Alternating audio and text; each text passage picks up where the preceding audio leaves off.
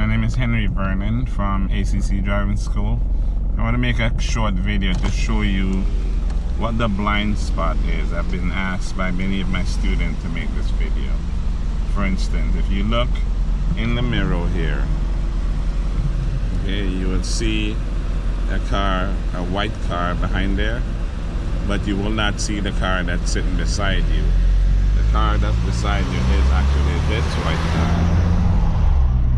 The blind spot is right next to you. If the car is already past the back of your car, then they will not show up in the mirror. Understand, the car that is past the back of your car will not show up in the mirror. So in order for you to see the car that's in your blind spot, you have to literally turn your head to the side like that to see it.